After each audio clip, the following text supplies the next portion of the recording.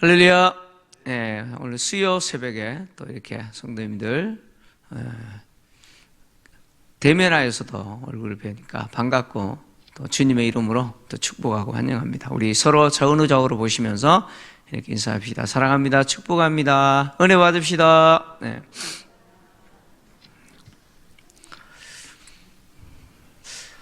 첫째 날 새벽에는 주님을 제일 사랑해야 된다라고 하는 주제를 우리가 다뤘고, 어제 새벽에는 자기 십자가를 지고 주님을 따라야 된다라는 내용을 다뤘습니다. 오늘 세 번째 시간으로 소유를 버리고 따르라라고 하는 주제를 가지고 또 하나님 주신 은혜를 나누고자 합니다. 주님은 십자가를 지시기 위해서 지금 예루살렘으로 올라가는 중에 당신을 따르는, 당신에게 나온 수많은 무리에게 지금 이것을 요구하고 계시죠. 특별히 오늘 새벽에 자신의 소유를 버리지 아니하면 능히 내 제자가 되지 못한다, 이렇게 말씀을 하셨습니다. 이 소유를 버려야 된다, 이렇게 말씀하셨는데, 이 버리다라고 하는 이 단어는 이 헬라어 이 아포타소라고 하는 단어입니다. 아포타소라고 하는 단어인데, 이 단어는 주로 이제 성경에서는 사람과 사람과의 관계에서 사용된 단어입니다. 사람과 사람과의 관계에서 사용될 때 이 아포타소라고 하는 단어는 무슨 뜻이냐면 작별하다, 작별하다, 뭐 헤어지다, 그 다음에 포기하다, 내가 그 사람을 포기하다, 이런 의미로 사용되는 단어인데, 이 단어가 사람과 소유와의 관계에서 딱 한 번 오늘 본문에서 사용된 겁니다. 그래서 본문에서 우리 번역에는 버리다, 이렇게 번역됐지 않습니까? 근데 이 단어는 뭐 버리다라고 우리가 번역했지만 집착하면 안 된다, 그런 뜻이죠. 집착하지 마라, 붙들지 마라, 그런 이야기죠. 버려라, 그런 말은 집착하지 마라, 마음 두지 마라, 그런 이야기입니다. 그래서 소유에 대해서 집착하지 않고 소유에 마음을 두지 않는 것은 뭘 말할까? 이 두 가지 경우를 성경은 이야기합니다. 두 가지의 경우를 성경은 이야기하는데, 첫째의 경우는 뭐냐면 실제로 소유를 버리는 거예요. 실제로 내가 가지고 있는 거 버려버리는 거예요. 이 예가 한 부자 청년의 예입니다. 누가복음 18장 22절에서 25절을 보면 한 부자 청년인 관원에 대한 이야기가 나옵니다. 예수께서 이 관원에 대해서, 이 관원이 예수님께 나온 이유가 뭐냐면 어떻게 해야 영생을 얻겠습니까? 라는 질문을 던진 거죠. 영생에 대해서 너무 갈급한 거죠. 영생을 얻기를 원했습니다. 그래서 예수님께 물었어요. 어떻게 해야 영생을 얻겠습니까? 그래도 예수님이 율법에는 뭐라 그러더냐, 뭐 이런 이야기 하셨잖아요. 그러니까 나는 어렸을 때부터 그것을 지켰습니다. 율법의 근거에서는 자기가 지켰다는 거예요. 그랬더니 예수님이 이렇게 이 청년에게 있어서, 이 관원에게서 영생을 얻기 위해서 정말 필요한 게 뭐냐, 이렇게 진단을 내리셨죠. 예수께서 이 말씀을 들으시고 계시되, 내게 아직도 한 가지 부족한 것이 있으니 내게 있는 것을 다 팔아 가난한 자들에게 나눠주라. 그리하면 하늘에서 내게 보화가 있으리라. 그리고 와서 나를 따르라 하시니, 이 말이 무슨 말이에요? 실제로 버리라, 그런 이야기죠. 네가 영생을 못 얻는 이유가 뭐냐면 네가 소유하고 있는 그 소유물 때문이다라고 이야기합니다. 그 소유물을 버려라. 다시 말하면 소유물을 다 팔아서 가난한 자들에게 다 나눠주고, 그리고 나를 따르라. 그러면 하늘에서 보화가 있을 거다, 영생이 주어질 거다, 그런 이야기겠죠. 근데 이 사람이요, 큰 부자라고 이야기합니다. 23절 보니까 그 사람이 큰 부자이므로 이 말씀을 듣고 심히 근심하더라. 마태나 이런 다른 본문, 병행 본문에서는 돌아갔다, 이렇게 이야기하죠. 근심하면서 가버렸다, 이렇게 이야기합니다. 그러자 예수님께서 24절, 25절을 보시면 뭐라고 이야기하시냐면 충격적인 이야기를 하세요. 예수께서 그를 보시고 돌아가 버린 거죠. 가버리는 그를 보고 재물이 있는 자는 하나님의 나라에 들어가기가 얼마나 어려운지 낙타가 바늘기로 들어가는 것이 부자가 하나님의 나라에 들어가는 것보다 쉽다 이렇게 이야기했어요. 예. 낙타가 바늘기로 들어간다. 이거는 무슨 뜻이죠? 예. 요즘 이렇게 우리 연세가 드시면 노할 그러잖아요. 이게 시력도 자꾸 그죠? 예. 자꾸 이렇게 어두워지잖아요. 이렇게 멀리 보고 그러잖아요. 예. 저도 요즘 바늘에 실을 못 껴요. 예. 그죠? 예. 바늘에 실을 이렇게 하는데 안 돼요. 잘 안 돼요. 예. 근데 그 바늘기에 낙타가 들어간다고요? 실도 못 끼는데 낙타가 들어가요? 이게 불가능합니다. 불가능합니다. 이게 불가능하다. 이제 그런 의미인데. 그래서 베드로가 이제 뒤에서 뭐라고 이야기해요? 예. 어떻게 그러면 천국 들어갈 수 있냐고. 누가 도대체 천국 들어가냐고. 그랬더니 주님이 하신 말씀이에요. 사람으로서는 불가능하지만 아버지께서는 하실 수 있다는 거죠. 예. 자, 핵심은 뭐냐면 부자가 하나님의 나라, 영생 얻는 게 거의 불가능할 수준이라는 거예요. 하나님이 그에게 영생을 주시지 않으면 불가능하다는 거죠. 왜 이런 말씀을 하실까요? 바로 이 부자 청년의 모습 때문이죠.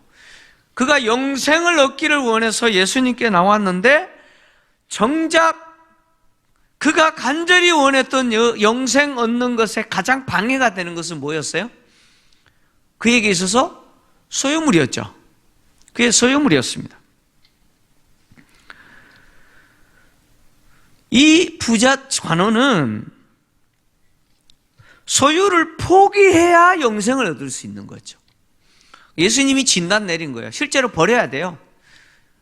이 사람에게 있어서 영생 얻는 문제는 소유를 버려야 됩니다. 왜냐?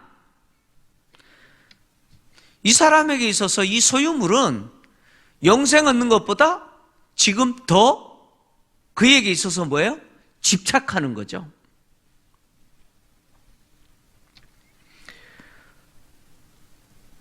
이 사람은 어떻게 보면 영생 얻는 것은 예수를 따르는 것이고 예수를 얻는 것이죠. 그런데 그 예수를 따르고 예수를 얻는 것보다 이 사람에게 있어서 더 중요한 것은 이 소유물이었다는 거예요. 그래서 이것을 못 버리는 거죠. 그러니까 이 소유물 자체가 이 부자 청년에게 있어서, 이 관원에게 있어서는 주님보다 더 섬기는 섬김의 대상이죠. 섬김의 대상이에요. 그래서 예수님이 뭐라고 말씀하셔서요? 하나님과 재물을 겸하여 섬길 수 없다라고 이야기하셨죠. 근데 이 부자 관원은 하나님보다 더 중요한 게 뭐예요? 먼저 말하기는 율법에 근거해서 다 했습니다 라고 했는데 사실은 다 한 게 아니죠. 그에게 있어서 가장 중요한 것은 소유물이었습니다. 소유물이 그에게 있어서 전부였습니다. 그래서 이 사람에게 있어서 영생 얻는 데 있어서 정말 필요한 것은 이 소유를 실제로 버리는 것이었어요. 성도님들 중에 과거에 아주 부유하게 살았다가 재물 다 잃고 나서 탈탈탈탈 다 털리고 나서 비로소 예수님 만난 사람들이 있어요. 성도님들 중에는 그런 분들이 있어요. 저희 교회도 그런 분들이 있어요. 그런 분들의 간증을 들어보면 과거에 재물이 많을 때는 재물 때문에 예수 믿는 거 별로 관심이 없었어요. 재물 때문에 예수님 별로 관심이 없었어요. 그랬는데 재물 다 잃고 나니까 비로소 누가 보여요? 비로소 예수님이 보이는 거예요. 예수님을 얻게 됐다. 그래서 지금은 재물에 마음 두지 않는다. 그런 분들이 많아요. 그런 분들은 실제로 뭐예요? 예수님을 얻기 위해서 재물 다 버린 거죠. 뭐 버렸다기보다는 주님께서 버리게 만들어 버리신 거죠. 주님이 그 사람에게 영생 얻게 하시기 위해서 뭐예요? 그 영생 얻는 데 있어서 가장 그 사람에게 있어서 심각한 문제인 재물을 어떻게 해요? 다 사라지게 만드신 거죠. 그분에게 있어서는 상당히 고통스러운 시간들을 보냈겠지만, 그러나 결국은 그것 때문에 누구를 얻게 됩니까? 예수를 얻게 된 거죠. 많은 분들이 이 재물 때문에 정말 보아야 될 예수님을 보지 못하는 경우들이 많습니다. 그래서 하나님이 재물을 버리게 만드는 거죠. 그의 앞에서 치워버리시는 거죠. 그래서 주님을 보게 만드시는 거죠. 이것이 소유물을 버려야 된다라고 하는 말에, 그러니까 집착하지 않는다라는 말의 첫 번째 의미겠죠. 두 번째 의미는 뭐냐? 나의 소유를 가지고 주님을 위해서, 이웃을 위해서, 선한 일을 위해서 기꺼이 뭐예요? 손을 내미는 것을 이야기합니다. 움켜쥐는 게 아니고 주를 위해서, 이웃을 위해서 손을 내미는 것을 이야기합니다. 누가복음 8장 1절에서 3절을 보면 이렇게 기록하고 있습니다. 자, 성도님들 같이 읽겠습니다. 시작.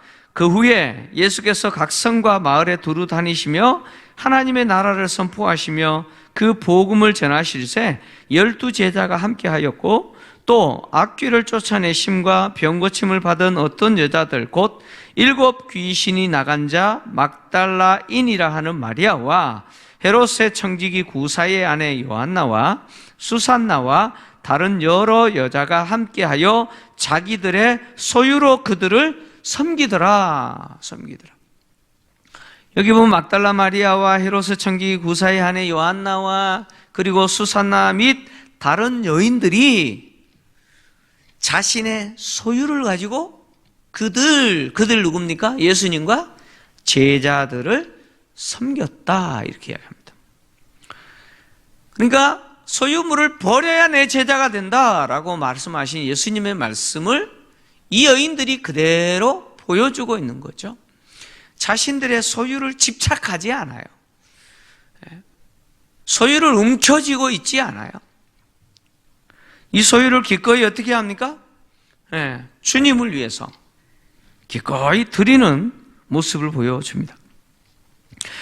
예수님은 제자들에게 뭐라고 말씀하셨느냐? 너희 재물을, 너희 보물을 하늘에 쌓아두라, 이렇게 이야기했습니다. 보물을 어디에 쌓아두라고요? 하늘에 쌓아두라. 마태복음 6장 19절에서 21절인데요. 주님이 이렇게 말씀하셨어요. 너희를 위하여 보물을 땅에 쌓아두지 말라. 거기는 좀과 독록이 해하며 도둑이 구멍을 뚫고 도둑질하느니라. 오직 너희를 위하여 보물을 하늘에 쌓아두라. 거기는 좀이나 독록이 해하지 못하며 도둑이 구멍을 뚫지도 못하고 도둑질도 못하느니라. 내 보물이 있는 곳에 내 마음도 있느니라. 이렇게 말씀하셨어요. 예수님은 우리의 마음이 어디 있어요? 보물이 있는 곳에 있어요. 보물이 있는 곳에 우리의 마음도 있다는 거예요. 인간의 마음, 이 마음이라고 하는 것은 내적인 지성과 그리고 의지의 중심부죠. 우리의 모든 내적인 지성과 의지의 중심이에요. 그리고 우리의 행동의 뭐예요? 바로 근원이죠. 우리의 행동이 전부 어디에서 출발해요? 여기 마음에서 출발하죠. 우리의 모든 생각과 심지어 우리의 말과 행동들이 마음에서 출발하고 마음에서 나옵니다. 근데 이 마음은요, 이 땅의 소유물을 보물로 여기게 되면 모든 행위가 세상적 소유에 집착하게 되죠. 내 마음이 거기에 집착할 수밖에 없는 거죠. 마음이라고 하는 것은 결국 중요하게 여기는 것에 자동적으로 끌리게 돼 있어요. 내가 뭘 중요하게 여기느냐? 그것에 끌리게 돼 있는 것이 우리의 마음이라는 거예요. 그런데 그 끌리게 되는 것, 중요하게 여기게 되는 것이 세상 것이라면 그 세상 것이 보물이 되는 거죠. 내게 있어서. 그래서 마음이 그쪽으로 자꾸 가는 거예요. 주님은 우리의 보물, 땅에 쌓아두지 마라. 우리의 소유물을, 우리 인간에게 있어서 보물은 뭐예요? 소유물이죠. 그죠? 그 소유물을 땅에 쌓아두지 마라 이야기합니다. 어떻게 보면 이 말씀은 땅의 것으로 보물 삼지 마라 이런 말도 되겠죠? 땅의 것으로 너에게 보물이 되게 하지 마라 그런 의미도 되겠지만 또 한편으로 어차피 인간에게 있어서 땅의 것은 보물일 수밖에 없어요. 예. 그것을 땅에 쌓아두지 마라. 하늘에 쌓아둬라. 이렇게 말씀하셨죠. 왜 땅에 쌓아두면 안 되냐? 그것은 좀과 동록이 해하고 두둑이 구멍을 뚫어 도둑질해 간다. 이렇게 말씀하셨어요. 좀과 동록이 해한다. 이 말은 무슨 이야기냐면 당시 팔레스타인의 문화를 이해하셔야 돼요. 예수님 시대의 사람들의 문화를 이해하셔야 돼요. 예수님 시대의 사람들은 내 소유물, 재물을 어디에 두었을까요?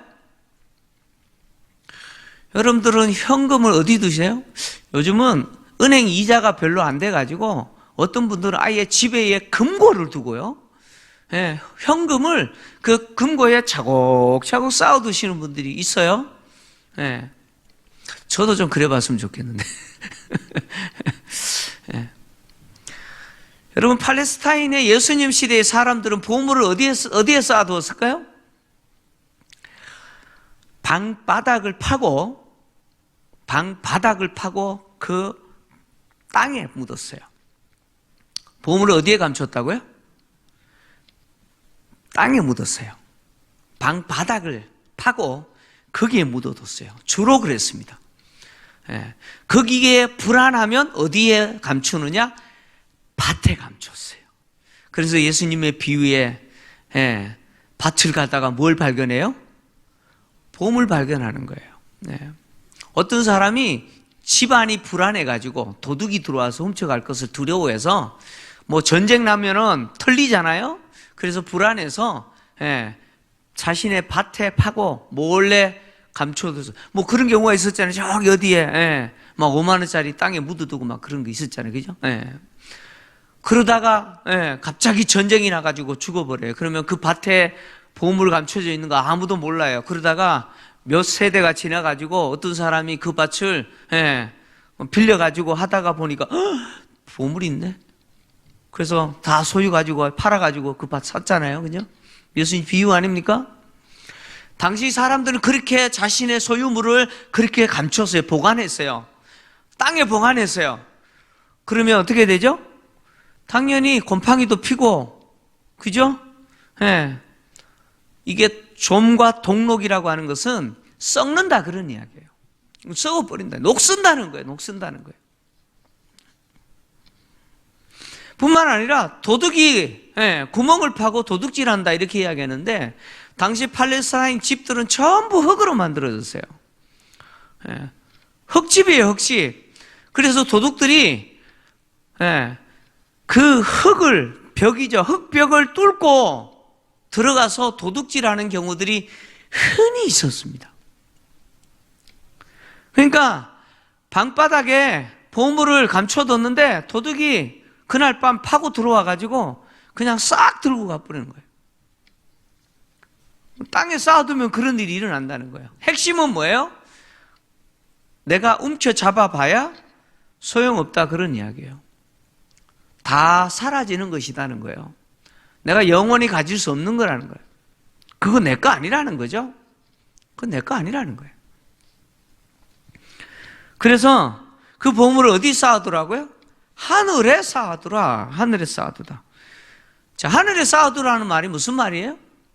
이것은 두 가지 의미일 수 있어요. 하나님을 너의 보물이 되게 해라. 그런 의미도 되겠죠. 내 보물이 하나님이어야 된다는 말의 의미도 있어요. 예수님이 내 보물이어야 된다는 거예요. 내 소유물이 보물이 아니고 예수님이 내 보물이어야 된다는 거예요. 그것이 영생이죠. 또 한편으로 이 말은 무슨 의미냐?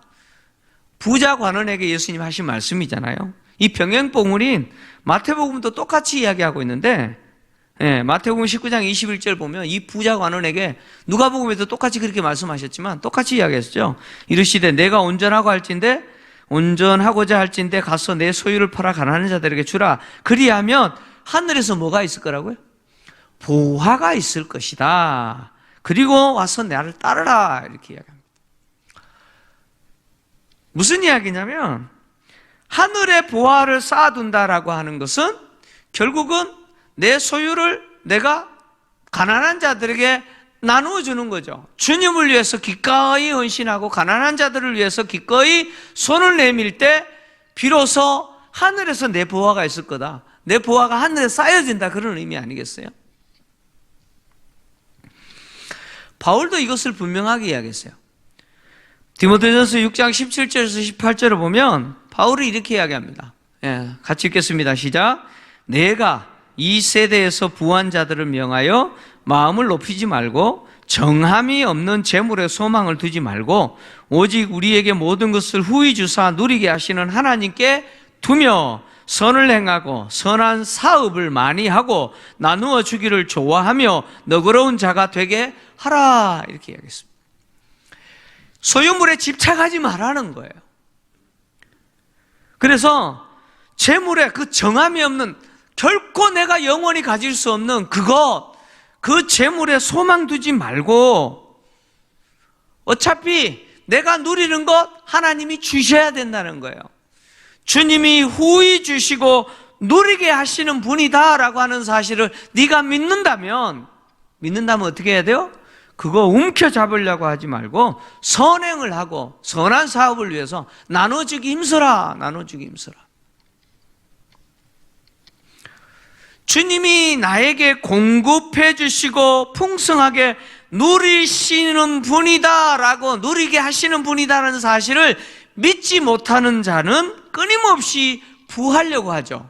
불안하니까. 그렇지 않습니까? 많이 쌓아둬야 안전하다고 생각하니까 그런 거죠. 그러나 주님이 나에게 주시는 분이고 나로 하여금 누리게 하시는 분이다, 후히 주시고 누리게 하시는 분이다 라고 하는 사실을 내가 정말 믿는다면 나는 쌓으려고 할 필요가 없어요. 그렇죠? 내가 쌓으려고 할 필요가 없는 거예요. 그런 사람들이 손을 내밀 수가 있는 것이죠. 결국 부하려고 하는 사람들은 그것이 무엇이냐? 탐심이라는 거예요. 탐심이에요, 탐심.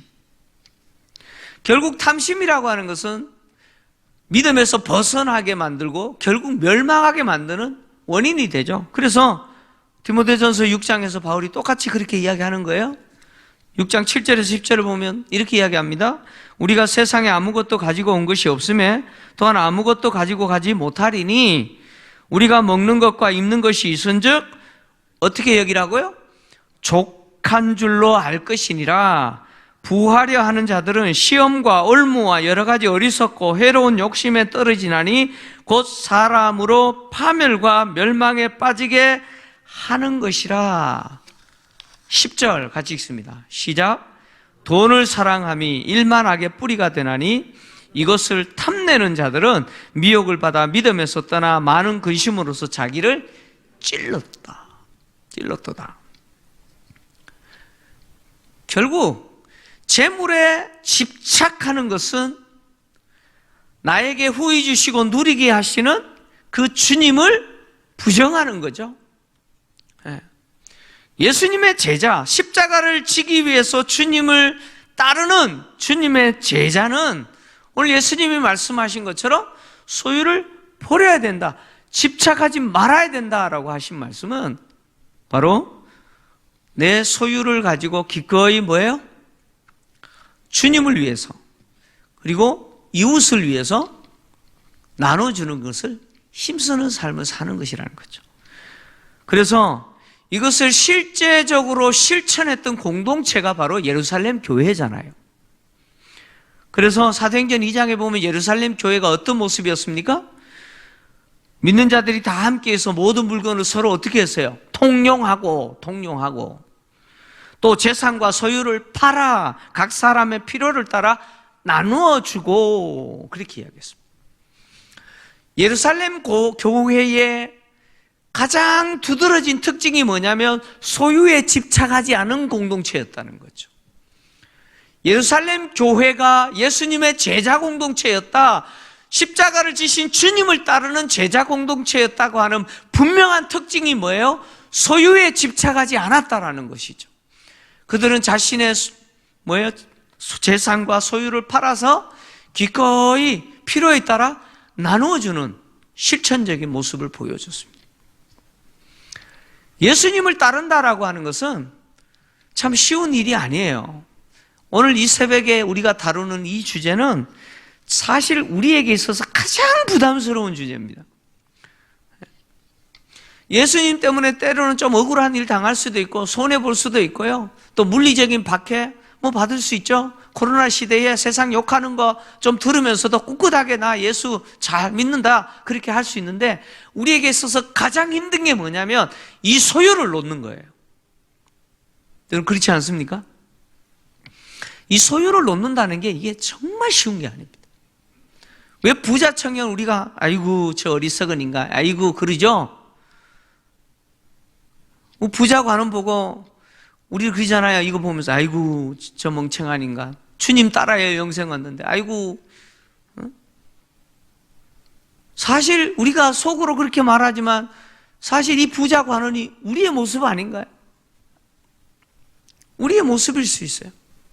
소유 때문에 결국 주님을 따르는 일에 실패한 이 사람과 우리가 다르지 않다면 오늘 우리가 생각을 해야 되는 거죠. 예수님을 따르는 제자는 기꺼이 버려라 그러면 버릴 수 있는 사람이어야 되죠. 그리고 주님을 위해서, 그리고 가난한 자들을 위해서 기꺼이 손을 내미는 사람, 그 사람이 뭐야? 주님의 제자다 이렇게 이야기합니다. 결론은 그렇습니다. 주님의 제자는 소유에 집착하지 않습니다. 그 이유가 뭐냐? 내가 따라가는 그 주님이 나에게 주시는 분이에요. 어떻게 주세요? 째째하게 주시지 않아요. 이 째째하다는 표현을 참 간만에 제가 쓰는데 째째한 사람 있죠? 부모님들이 자녀들에게 용돈 줄 때 아주 그렇게 용돈 주시는 분들 있잖아요. 좀 후히 주면 좋은데 딱 맞게 그냥 그렇게. 근데 주님은 그런 분이 아니라는 거예요. 후히 주시는 분이라. 그리고 우리로 하여금 뭐 하게 해요? 주시고 누리지 못하게 하시는 분이 아니라는 거예요. 중요한 건 뭐예요? 주시는 분이고 누리게 하시는 분이라는 거예요. 그렇지 않습니까? 내가 많이 쌓아놨는데 그거 내가 못 누려요. 무슨 소용이 있습니까? 주님은 주실 뿐만 아니라 누리시는 분이에요. 누리게 하시는 분이죠. 그 주님을 믿는 거예요. 그리고 그 주님을 믿고 따라가는 거예요. 그것이 제자죠. 어떻게 보면 십자가를 지고 가는 진짜 예수님의 제자입니다. 여러분, 소유물과 관련해서 여러분이 예수님의 제자입니까? 정말 예수님을 따라가고 있어요. 이 소유와 관련해서 나는 내려놨습니다 라고 하면서 주님을 따라가고 있습니까? 여러분, 이 질문에 네, 저는 주님을 따라가는 제자입니다 라고 말할 수 있는 저와 여러분 되시기를 주의 이름으로 축원합니다.